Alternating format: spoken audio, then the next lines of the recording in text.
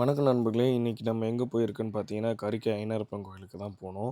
இந்த வழி எப்படி போறோம்ன்னு பார்த்தீங்கன்னா, பண்ருட்டியிலேருந்து ஏரிப்பாளையம், செம்மேடு வழியா போனீங்கன்னா, ரைட் சைடில கரிக்கைக்கு போற ஒரு ரோடு வரும். அந்த ரோட்டு உள்ள போயிட்டே இருந்தீங்கன்னா, ஒரு 2 கிலோமீட்டர்ஸில அந்த வில்லேஜ் நம்ம ரீச் பண்ணிடுவோம்.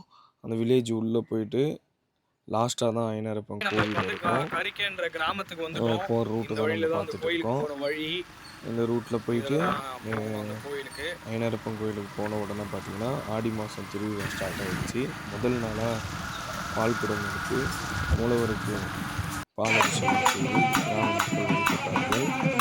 இது மட்டும் இல்லாமல் இந்த ஊரில் 8 நாளைக்கு திருவிழா தொடர்ந்து வரும் 29/7/2026 அன்று ஐனாரப்பனுக்கு உகந்த படையிலான சக்கரை பொங்கல் வைத்து வழிபாடும் மற்றும் கெடா வெட்டி விருந்தும் இருக்கிறது. நம்ம ஊர் அன்னைக்கு திருவிழா கோலமாக இருக்கும்.